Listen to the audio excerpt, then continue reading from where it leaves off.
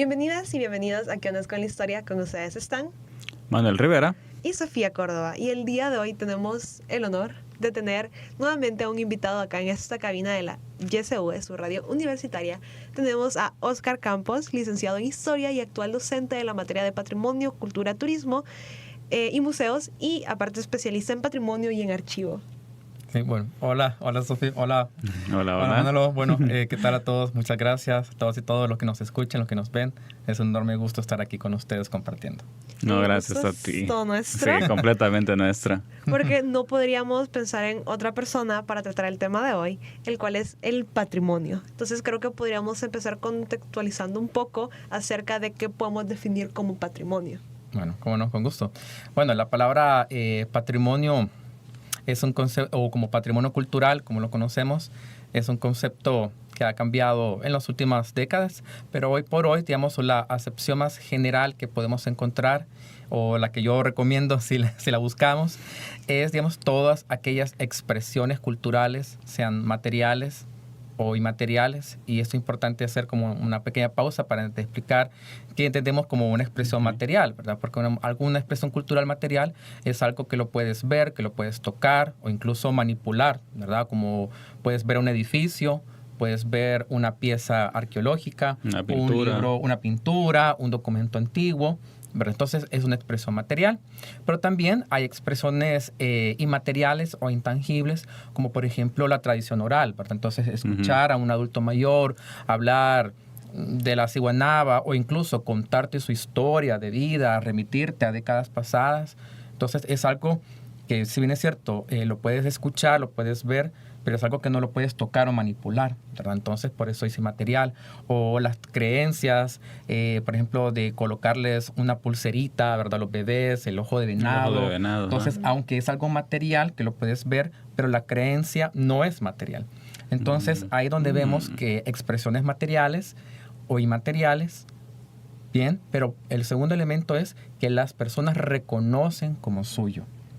Y que reconocen entonces y que lo, digamos, consideran como parte de su identidad cultural. Entonces ese es como el otro elemento importante de esta definición, que además de las expresiones, pero es que las personas reconocen como suyas, entonces, y que por lo tanto se convierte en parte de su identidad cultural. O sea, que alguien externo al grupo no puede decirles esto es su patrimonio, sino que tiene que salir de ellos mismos. Sí, y eso también ha evolucionado porque el concepto de patrimonio es algo que viene desde hace muy rato, ¿verdad? Siglo XVIII, XIX, incluso hasta el XX, cuando en la constitución de las sociedades modernas, el tema de la industrialización, comenzar a construir, ¿verdad?, cosas modernas, es como que, claro, se dan cuenta que había algo antiguo, ¿verdad? Entonces, y reconocer eso antiguo, y no solamente reconocerlo, sino que también qué significa. Entonces, por mucho tiempo, por más de un siglo, patrimonio era como los edificios, ¿verdad?, históricos.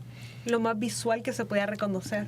Visual y monumental, ¿verdad? También, ¿no? Entonces muchas veces no solamente visual, sino que ves un castillo, un palacio. Como arquitectura de poder, por así decirlo. Las catedrales góticas, ¿verdad? Entonces, como, claro, con todo el tema de la ilustración, entonces se dan cuenta que hay un pasado muy diferente, muy distante, ¿verdad? Entonces se comienza a reconocer esto. Pero hacia finales del siglo XX, de los 70s, 80s, alguien dice, no, miren, pero no solamente podemos hablar de los edificios, o no solamente podemos hablar de aquello tangible de la historia, como decir, aquí están estos artefactos de guerra de tal periodo, o que aquí aconteció una batalla, o sea, sino que también a darnos cuenta que existe una diversidad cultural, ¿verdad?, que nuestra sociedad es muy diversa, y que cada entonces grupo social, ya sea étnico, religioso, cultural, entonces también tiene sus propias expresiones.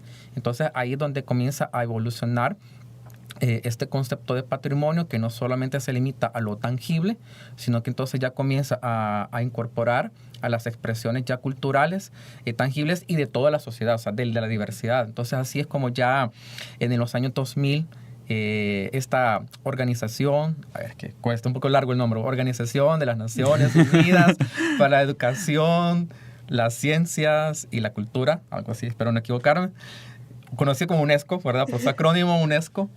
Entonces ya comienza UNESCO a decir, bueno, no, patrimonio es todas estas expresiones, ¿verdad? Materiales e inmateriales que la gente reconoce como tal y que por lo tanto, ahí le agrega también esa otra parte al concepto, merecen preservarse y que las generaciones actuales y futuras la conozcan, ¿verdad? Como suya.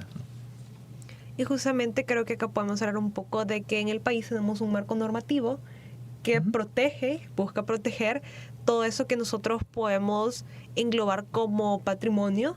Entonces, ¿cuál es ese marco normativo bajo, al menos en el país? Y si hay también alguna normativa internacional que sea aplicable dentro de esta búsqueda de protección y conservación. Sí, muy interesante. La legislación también es diversa y vale la pena pues también conocerla porque creo que es una legislación que muchas veces creemos que la legislación es solamente para las instancias estatales, ¿verdad? Sí. Pero hay muchas leyes que deben de ser de conocimiento para la población y en el tema cultural, por supuesto, ¿verdad? Porque precisamente nosotros somos como el objeto, es decir, nuestras prácticas, nuestras creencias es objeto de esta ley. Bueno, tenemos por una parte la Constitución de la República, que incluso desde la Constitución de los años 50 ya hablaba del tema del tesoro cultural, así lo llamaba, ¿verdad? Entonces, el tesoro cultural, que hay que protegerlo y promoverlo, etcétera.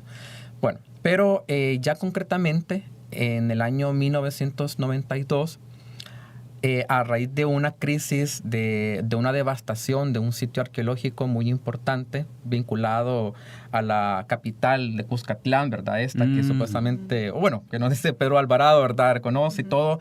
Entonces, a partir de ahí, de esa destrucción de este sitio, hay gente que se organiza y dice, no, miren, ¿qué pasa, ¿verdad? No podemos permitir que esto suceda. Entonces se comienza a elaborar una ley y es la que actualmente ley que rige, se llama Ley Especial de Protección al Patrimonio Cultural. Entonces aquí bien interesante porque ya aquí entonces desde un punto de vista legal ya nos da el nombre, se nos dice patrimonio cultural. Entonces, en otros países puede ser que se llame de otro patrimonio histórico o solo patrimonio u otro tipo de términos, pero tiene que ver entonces con su legislación. Entonces, lo importante entonces de esta ley, además que era necesario regular el tema, entonces desde el punto de vista conceptual, ya entonces dice patrimonio cultural. Y bueno, a esto entonces se suma otras normativas. Por ejemplo, hay normativas que todos hemos escuchado alguna vez, como las convenciones internacionales. Sí. Entonces, hay otro tipo de legislación que no es propia del país, sino que son los tratados, ¿verdad? Entonces, tratados que hay muchos temas, ¿verdad? Sobre temas de tráfico, ¿verdad? De personas, sobre otros diversos temas muy, muy amplios. Entonces, también hay tratados o leyes internacionales en el tema de cultura.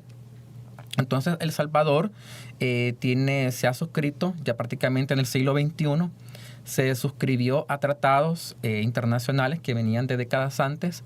No sé por qué se habían, digamos, como tardado en promulgarlas. Pero, digamos, hay tratados, por ejemplo, el tema de protección de bienes culturales en caso de conflictos armados. Okay. Que ahora se le conoce como Convención de la Haya, ¿verdad? Entonces, y es una convención que viene desde 1954.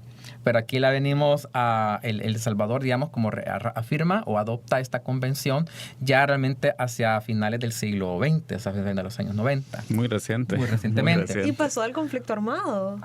Y pasó el conflicto armado y hubo destrucción de bienes culturales durante el conflicto Creo armado. Creo que la que se me viene a la mente es esa pintura rupestre que está, obviamente, es en una cueva. Entonces, durante el conflicto armado, la guerrilla lo ocupó como campamento. Entonces pusieron fogatas y esto contamina para el tema de carbono 14. No. Entonces, ahora no se puede hacer un estudio acertado porque ya hubo una exposición con el tema de los niveles de carbono, que el carbono 14 se va midiendo con los niveles de carbono que se han ido perdiendo. O sea, una aproximación, no es algo exacto, sino que sea una aproximación. Entonces, debido a esto, en los estudios acerca de esa pintura rupestre, que en el país hay pocas, pues ya es muy complicado por esa contaminación.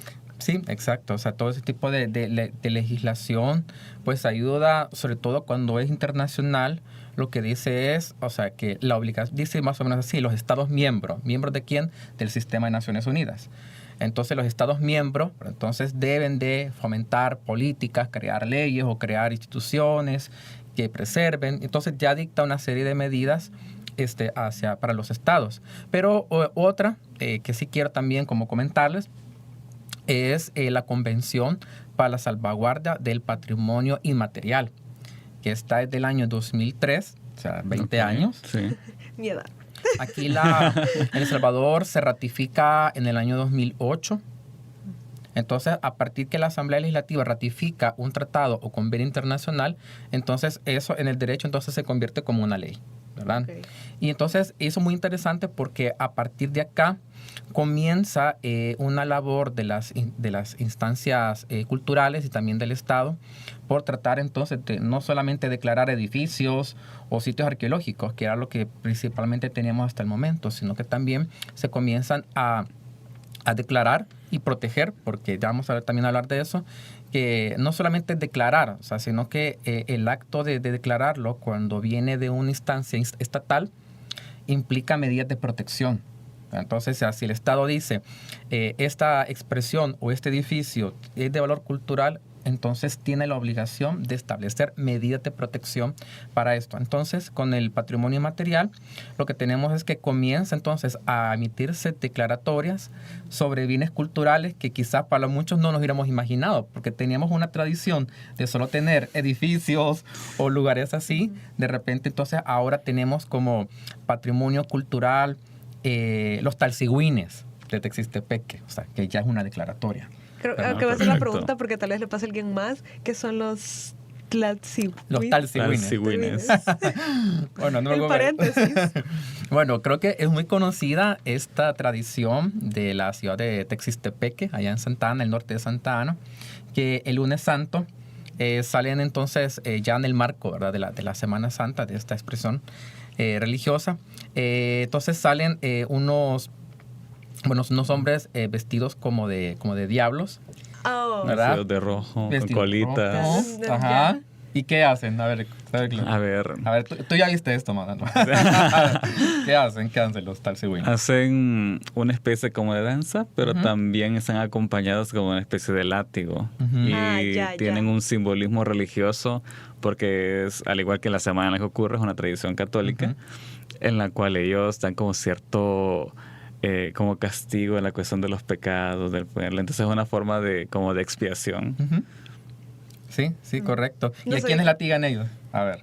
A la población de los pecadores, prácticamente los que están ahí viendo. No sabía que se llamaban así. Yo soy de una zona de San Salvador que se llama San Antonio Abad. Soy orgullosamente toñeca. Entonces, San Antonio Abad es el centro y el corazón. Nos lo apropiamos de esa manera de la tradición de los historiantes. Sí. Entonces ellos en su momento tenían también estas personas que acompañaban a los historiantes, iban vestidos de diablos y latigaban a la gente. Ahora ya no. Ya no sé si ya no hay personas, pero todos han sido purificados ya. Ya se acabó el pecado ahí. Esos servidores son ejemplo de... Creo que también podemos ejemplificar eso, la tradición de los historiantes, las máscaras, inclusive si van al Museo Marte, hay una exposición de... justamente, básicamente es mi vecino, que hace las máscaras de los historiantes. Está ahí, conocido. Es algo que tal vez no lo podemos visualizar tanto como... O sea, sí lo reconocemos como algo parte de la cultura, una tradición, pero tal vez creo que por ser algo inmaterial, a veces no lo podemos visualizar de esa manera como patrimonio. Sí, no, totalmente. Y ese es el objetivo de esta convención de la UNESCO, y que los países comiencen a trabajar, digamos, en esa parte, porque, pues, como lo que decía en un principio, hay expresiones de patrimonio inmaterial, como se dice, las máscaras. Entonces, la máscara es un patrimonio inmaterial. ¿Por qué? Porque aunque tú puedas ver la máscara, el objeto, ¿verdad?, pero lo que está detrás, digamos, o sea, de la elaboración de esa máscara, es todo, entonces, una serie de conceptos, digamos, abstractos, visuales, estéticos y simbólicos, ¿verdad?, que diga, bueno, ¿por qué le voy a dar esta forma? ¿Por qué le voy a dar estos colores? ¿Por qué le pongo cachitos o le pongo otro tipo de cosas? Entonces, ahí ya entramos a un mundo inmaterial, o sea, desde entonces ya las ideas prácticamente. Exacto. Entonces ahí, y eso es entonces lo bonito de esta convención, y qué bueno que el país la haya adoptado, para que entonces se comiencen a declarar como patrimonios, porque ahí entonces vemos el cambio. Entonces, a partir de la entrada de esta convención, ya comenzamos a ver expresiones culturales Y son muy interesantes porque aunque la expresión cultural, ¿cómo decirlo? El problema es que cuando se dicen sitios arqueológicos o edificios, que por supuesto son importantes, pero nos dicen, esto es de los salvadoreños, pero bueno, como historiadores sí, ¿verdad? Pero la construcción de una identidad nacional, ¿verdad? Y todo, ya vamos a hablar un poco de eso, de cuáles son los bienes culturales que han sido declarados. Okay. Pero cuando ya hablamos del tema de expresiones culturales, eso nos permite acercarnos a la gente. O sea, que la gente de Texistepeque se sienta orgullosa de su tradición, ¿verdad? Independientemente de cuestiones religiosas, ¿verdad? Y todo, pero es parte de su cultura. O entonces, por ejemplo, los procesos artesanales, ¿verdad? Que un municipio, o sea, la idea es que yo sé también que es muy importante que las localidades conozcan su patrimonio y se sientan orgullosas. Como hablar de hilo vasco, es muy fácil saber cuál es el símbolo identitario de ellos, por así decirlo, ¿verdad? La producción de las artesanías de barro. Y un ejemplo, creo que otro lado puede ser un ejemplo por el lado de artesanías y elaboración manual, como que la gente sí puede identificarlo como de, ok, lo entiendo, lo puede entender como patrimonio. Pero un ejemplo, en Cojutepeque, las personas de Cojutepeque, yo soy de Cojutepeque, donde hacen los chorizos, tienen un festival del chorizo. Entonces es una elaboración de comida. Sí. Entonces, un ejemplo, lo Cuilta, como de ese lugar de la pupusa. Y ellos saben de que ellos tienen el festival de la pupusa, ellos es el centro donde la gente va a celebrar el día de la pupusa. Entonces, es lo que hablábamos, de que no solamente tiene que ser como de, bueno, ese es tu patrimonio, es algo que lo tenés que reconocer tuyo, como propio del lugar. Sí, correcto. En primer lugar, es cierto. Entonces, ahora con esta legislación, es que la población lo tiene que reconocer, porque, digamos, tradicionalmente, y sobre todo con el tema de la ley, ya que estamos hablando de ese marco normativo, digamos, con esta ley de patrimonio cultural, básicamente establece 3 formas de hacer una declaratoria legal, ¿verdad? Que puede ser por acuerdo ejecutivo, es decir, que el presidente, digamos, de la República puede determinar, ¿verdad?, un acuerdo. Lo puede hacer la Asamblea Legislativa. Tradicionalmente ha sido la Asamblea Legislativa la que ha declarado patrimonios, o sea, en el pasado. Es decir, que si bien es cierto, tenemos esta ley de patrimonio, pero eso no significa que en el pasado hubieran decretos, ¿verdad?, sobre tal cosa es patrimonio, tal cosa lo es. Y el tercer mecanismo de esta ley es por una resolución interna del Ministerio de Educación. Okay. Entonces, estas son como las 3 formas legales que se puede hacer, digamos, para reconocer una expresión cultural o un patrimonio, ¿verdad? Es decir, como entonces un bien cultural desde el punto de vista legal. Ahí es donde decíamos que, estamos de acuerdo que hay una infinidad de expresiones o patrimonio cultural en nuestro país. Pero ahora si queremos que eso tenga una protección legal, pues entonces sí, hay que acudir entonces a estas instancias, ¿verdad? Que es el Ejecutivo, el Ministerio de Cultura o la Asamblea Legislativa, para que cualquiera de estas 3, entonces hagan un decreto de un bien cultural. Entonces, y a partir de ese momento, entonces sí, ya comienzan, o es una obligación que se establezcan las medidas de protección, ¿verdad?, hacia este patrimonio cultural que ha sido declarado por cualquiera de estas instancias. Excelente. Y creo que ahorita podríamos ir más o menos entrando en cuál es la diferencia, si bien sabemos que están lo que nosotros conocemos y reconocemos como patrimonio, pero ¿qué sería un bien cultural declarado? Bien. De acuerdo a esta ley de especies de patrimonio cultural, lo dice más o menos así en el artículo 2. El patrimonio cultural está conformado por bienes culturales. Es una definición un poco, digamos, amplia. El patrimonio es todo. Pero ya entonces a la hora de tipificarlo, ¿verdad?, o decir esto y esto es, entonces dice, está conformado por bienes culturales. Entonces ya cuando dice bienes culturales, ya, digamos, es la unidad, por decirlo así, específica, que decir una tradición A, una tradición B, edificios tal. Entonces, en ese artículo, que repito, es muy importante que todos los salvadoreños conozcamos, ¿verdad? Porque ahí dice cuáles son los bienes que conforman el patrimonio. O sea, así lo dice. Y tiene una serie de numerales, creo que son como casi 20 literales, perdón, no son numerales, son letras. Entonces, y ahí ya comienza a hablar objetos procedentes de excavaciones arqueológicas, habla de objetos artísticos como la plástica, hasta objetos vinculados, ¿verdad?, con cualquier creación, ¿verdad?, digamos, como artística. Tiene, bueno, en el caso de la historia o de los documentos, tiene muchas, o sea, letras, muchos apartados acerca de los documentos. Por ejemplo, habla de archivos públicos, archivos eclesiásticos, habla de documentos, manuscritos, libros, grabaciones.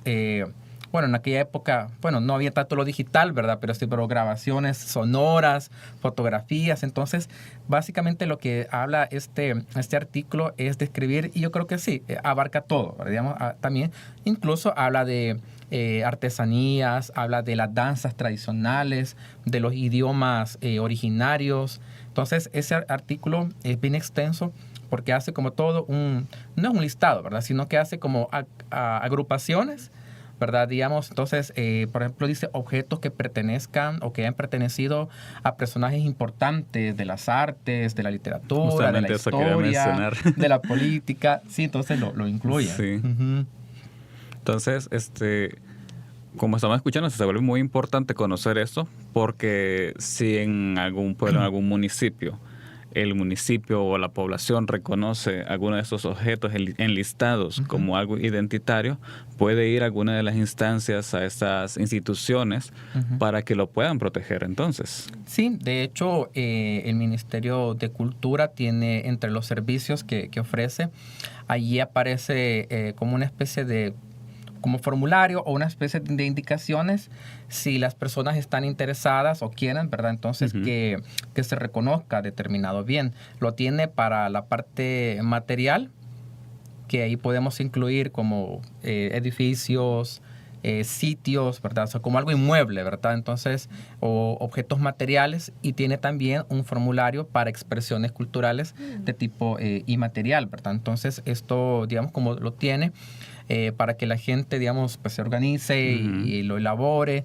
¿verdad? Entonces, estas fichas, y haga entonces como una propuesta, ¿verdad? Entonces, esto es bien importante que se haga y que se mantenga, porque también, como digo, tradicionalmente, bueno, es una de las cosas que también yo me dedico a explicar en la clase, es como, bueno, ¿y quién determina, o sea, que esto es patrimonio? ¿Verdad? Porque hasta que entró la ley de patrimonio cultural, uh-huh. se amplía, ¿verdad? Digamos, eso ya a la población de poder participar. Pero antes de la ley, por ejemplo, habían, no sé, por lo menos más de 100 declaratorias de patrimonio cultural. Voy a poner como un ejemplo. Okay. Antes de la ley de patrimonio, principalmente era la asamblea, muy pocos casos eran decretos ejecutivos, pero principalmente era la asamblea legislativa la que dice monumento nacional, la iglesia del Pilar del municipio de San Vicente. Monumento nacional, el sitio arqueológico conocido como el Tazumal. Ok, todos, creo que la mayoría lo conocemos o se nos viene de la mente, pero hay declaratorios bien interesantes. Monumento nacional, la tumba donde descansan los restos de Francisco Morazán. Monumento nacional, la tumba donde descansan los restos de Gerardo Barrios. Oh, wow. Entonces, aquí entramos a un terreno muy interesante, ¿verdad? Digamos, de toda esa construcción, ¿verdad? De la identidad, de la historia oficial, ¿verdad? Entonces, que claro, muchos lo conocemos en otras expresiones como los libros, ¿verdad? Es decir, los escritos que se hicieron acerca de los próceres o de los personajes o de los presidentes del pasado. Pero desde el punto de vista del patrimonio cultural, también, digamos, este tema de construir una identidad nacional también ha jugado un papel importante, porque existen declaratorias de los inicios del siglo XX, pero también de los uh-huh. años 40 o 50, sobre todo en esa década de los 50, tenemos muchas declaratorias que tienen que ver con personajes o sitios vinculados con la independencia, ¿verdad? Por ejemplo, se declara monumento nacional el campanario de la Merced. ¿verdad? Okay, entonces, sí. Se refuerza, ¿verdad? Entonces, el tema de los sitios arqueológicos también tiene un papel bien importante, o de monumentos vinculados con el pasado colonial. O sea, prácticamente la mayoría de por no decir casi todas las construcciones coloniales, las pocas que nos quedan, fueron declaradas como monumento nacional en la primera mitad del siglo XX o hasta los años 60, ¿verdad? Entonces, y eso lo podemos ver en otro tipo de promoción de la historia, en promoción del pasado, ¿verdad? Que se hacía en aquella época, ¿verdad? Entonces, donde también el patrimonio, o sea, declarar eso como patrimonio, entonces era también simbólico y está vinculado también a la construcción.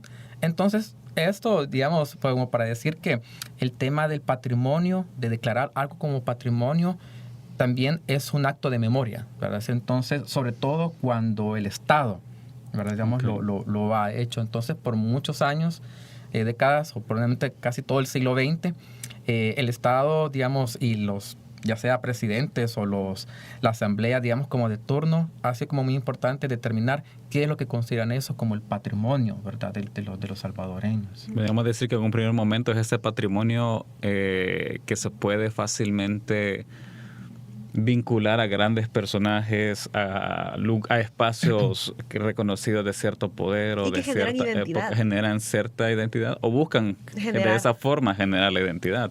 Sí, o sea, tenemos militares, bueno, nuestros famosos caudillos, ¿verdad? O sea, podemos decir, los caudillos del siglo XIX tienen declaratorias de patrimonio. Es cierto. O sea, es increíble. O sea, Gerardo Barrios, Morazán, Tomás Regalado, tienen patrimonio. Todos uno ellos. Donde descansan los restos. Y el caso de Tomás Regalado, la casa donde nació Tomás Regalado, que por cierto la casa ya no existe.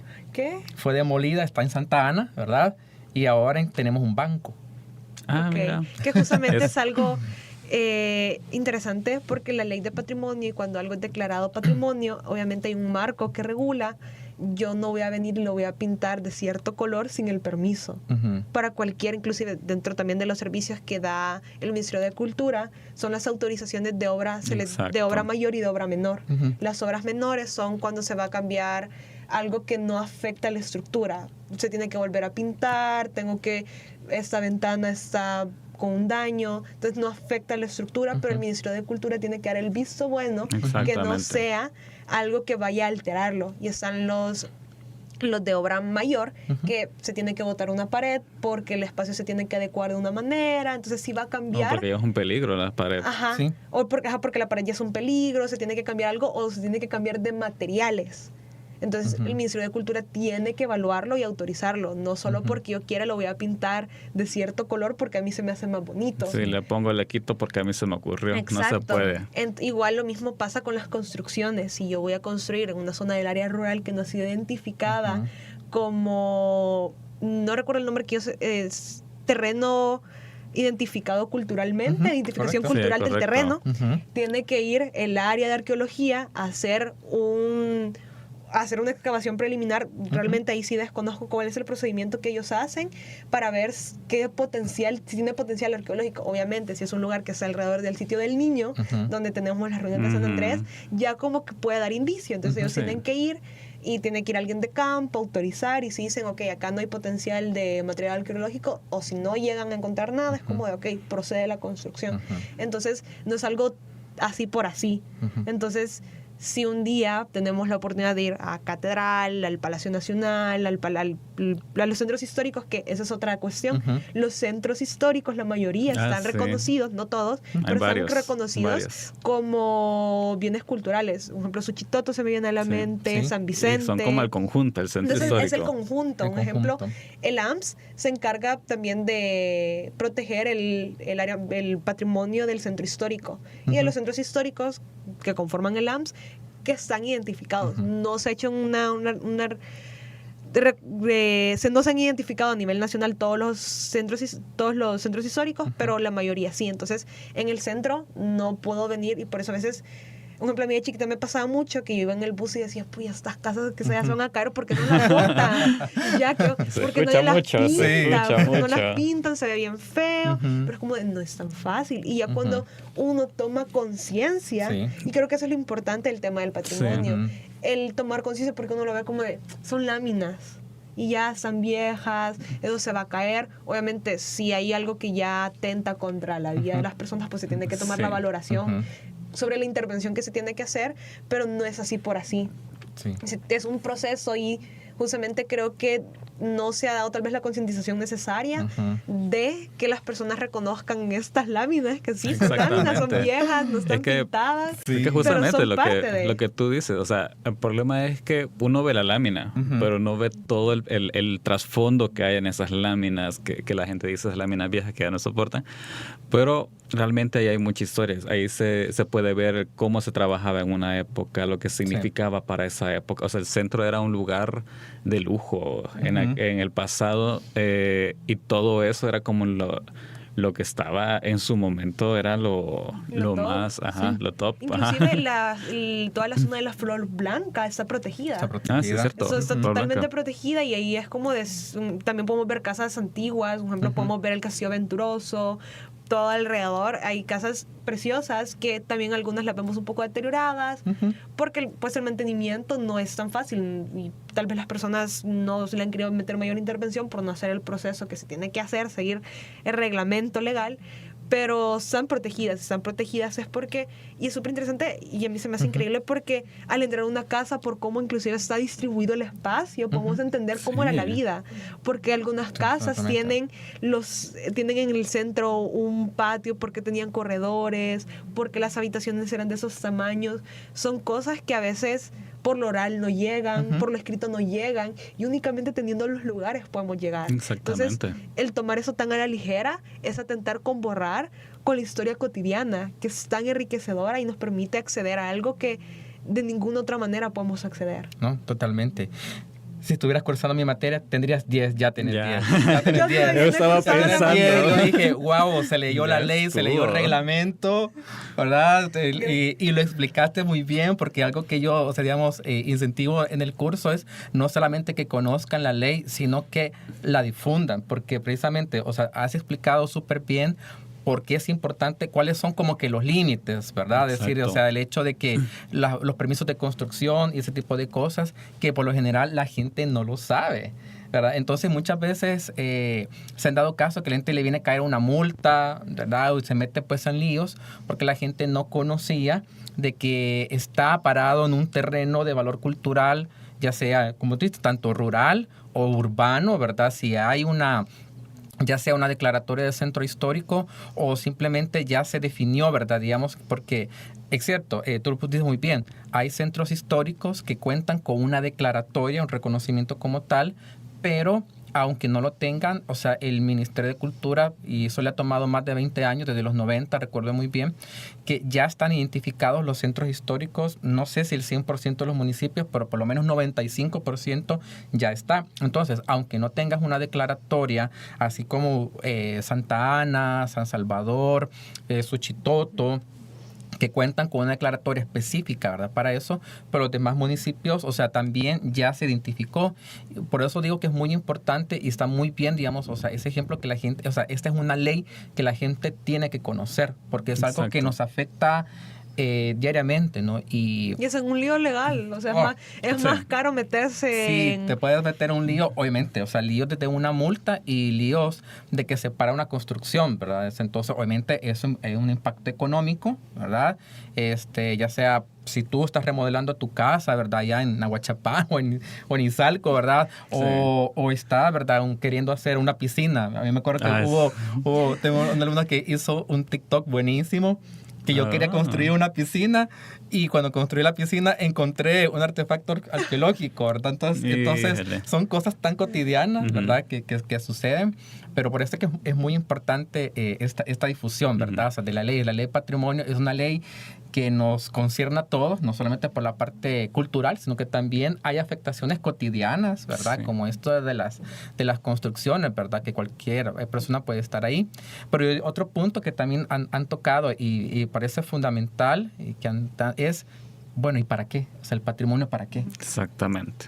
¿Verdad? Entonces, y eso también es un tema muy importante porque, bueno, ya vimos un ejemplo del Estado decretaba patrimonio, pero para sus intereses será también de construcción de una identidad, ¿verdad? Cuestión de poder.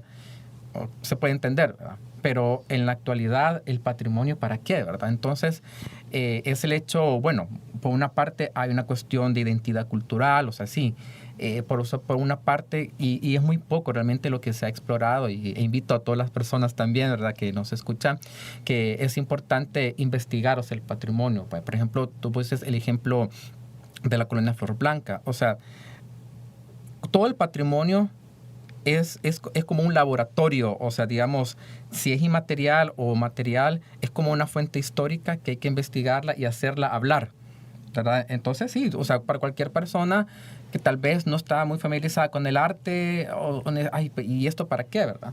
Pero, por ejemplo, en el tema de la Flor Blanca es muy interesante desde un punto de vista arquitectónico, científico, urbano, o sea, cultural, porque, por ejemplo, las construcciones de esta colonia viene siendo como el inicio de la arquitectura moderna en El Salvador, porque hasta ese entonces, ¿cómo se construía? Con bajareque, con adobe, o sea, si tenías dinero, pues claro, importabas lámina de Bélgica, de Europa, sí, pero eso fue algo que quedó en el siglo XIX.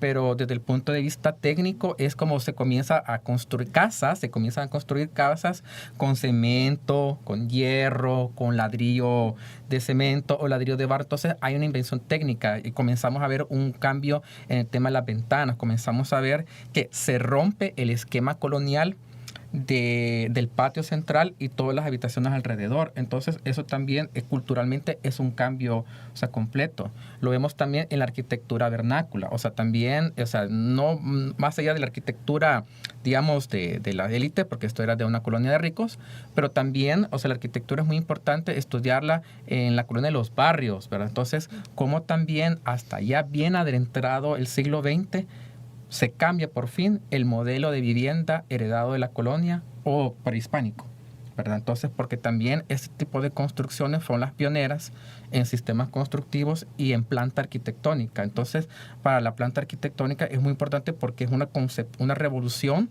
o sea, cultural, de cómo concebimos el espacio de habitación. Uh-huh. Entonces, más allá de lo artístico, más allá de lo bonito, porque realmente lo son, pero también, entonces, hay una parte que, por eso digo, hay que investigar mucho el patrimonio para que realmente el patrimonio sea una fuente histórica, porque obviamente lo son, ¿verdad? Porque son de un pasado o de un presente, ¿no? Pero eso también, ¿verdad? Mucha gente piensa que el patrimonio es lo colonial, es lo de hace 100 años. No, patrimonio es lo que tenemos hoy en la actualidad, ¿verdad? Obviamente como historiadores sabemos que todo, ¿verdad?, tiene una razón de ser, ¿verdad?, en el pasado. Entonces el patrimonio cultural es también una fuente histórica. Y por último, perdón que hablo mucho. No, adelante, yo aquí. Pero y algo también es que el patrimonio, y esto es algo también que ha cambiado mucho el concepto, o sea, no es aquel romanticismo, ¿verdad?, de que no queremos que los danzantes ocupen máscaras modernas, ¿no? Si ellos quieren ocupar máscaras modernas, que lo ocupen. O sea, o no les vamos a obligar a que ocupen las máscaras antiguas, no, sino que también es que esto tenga un sentido para nosotros y para la gente que es dueña del patrimonio, que tenga un sentido ahora, ¿verdad? Entonces, y eso, ¿cómo lo puedo decir? Es que la gente, incluso, ¿verdad?, ahora se habla de industrias creativas, emprendimientos culturales, ¿verdad? Entonces, yo dando un scrunchie de ese material, como este tejido, como no sé. Tejido. De ese tejido. Textiles, textiles tradicionales. Ajá, sí. Y es una scrunchie y se ve bonita. También anda un chalecito que es como se han puesto un poquito de moda y viene también de, un ejemplo, este de Perú. Técnica artesanal. Es de Perú, así que saludos allá al Machu Picchu.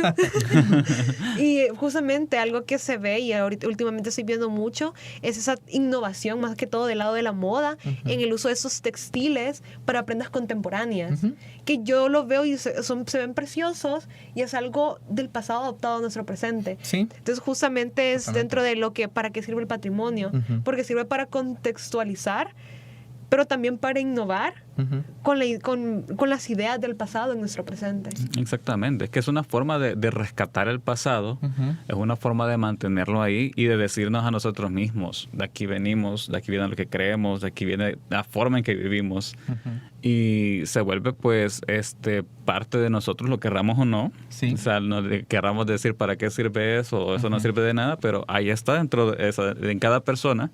viene afectada del patrimonio, porque es algo que se construye. Que se construye, está cambiando totalmente y yo digo, o sea, es esa diversidad, ¿verdad? Entonces ahora, o sea, tenemos como patrimonio algo tan local como Talsigüines, pero también hay patrimonios, los lugares de memoria. Entonces los lugares donde acontecieron, ¿verdad?, estos crímenes durante el conflicto armado. Entonces, tiene un sentido para la comunidad, entonces es bien importante. Entonces, también el tema de patrimonio es también el tema de reconocer la diversidad, no solamente cultural o étnica, que eso puede variar, pero sobre todo también la diversidad de pensamiento, la diversidad de creencia. O sea, que no es que todos tenemos la misma historia, ¿verdad? Sino que hay distintas historias, hay distintas realidades y que merecen ser reconocidas, respetadas. Y reivindicadas. ¿verdad? Y reivindicadas, exacto. Y que las personas que, así, ¿verdad? Como hay declaratorias de patrimonio de ese tipo de sitios donde acontecieron, es que también entonces tenga un sentido para la comunidad, ¿verdad? Que vive ahí, que vivió eso, y también para la población en general, ¿verdad? Sí. Entonces, saber que eso sucedió y que eso no debe suceder, ¿verdad? Pero sin dejar, pero también cuáles son los deseos de la comunidad. Entonces, esto es algo que ha cambiado quizás en los últimos 10 o 20 años. Entonces, también que nos lleva a pensar que el patrimonio no solamente es un acto político, no solamente es un acto de memoria, como originalmente lo fue, sino que también pues el patrimonio, o sea, es también un acto, digamos, también de reconocimiento, ¿verdad? Digamos, de las distintas verdades o de los distintos hechos contemporáneos, ¿verdad? Y aceptarnos realmente, o sea, tiene que ver mucho en la construcción de una cultura de paz, de una cultura también democrática, ¿verdad? Y de respeto, ¿verdad? Ante todo. Creo que no hay otra manera mejor de reflexión conclusiva que esta. Creo que... Y creo que de verdad tomemos conciencia de muchas cosas y preguntémonos. Entonces, creo que alguna frase que ocupamos mucho nosotros es que le estamos preguntando a las fuentes. Entonces, cuando vayamos a uno de esos espacios, uno de esos lugares, preguntemos. Cuestionémonos todo y preguntémonos todo, porque todo tiene un significado detrás. Siempre puede ser un significado más social, más político, un significado personal inclusive. Claro. Entonces, cuestionémonos y creo que eso sería todo por hoy. Eso fue ¿Qué ondas con el patrimonio? Los invitamos a que nos sigan en nuestras redes sociales, TikTok, Facebook e Instagram, y se mantengan al tanto de los medios de difusión de la YSU, su radio universitaria. Sin más que agregar, yo soy Sofía Córdoba. Yo soy Manuel López. Pero no olviden que quien no conoce su historia está condenado a no valorar su patrimonio. Totalmente.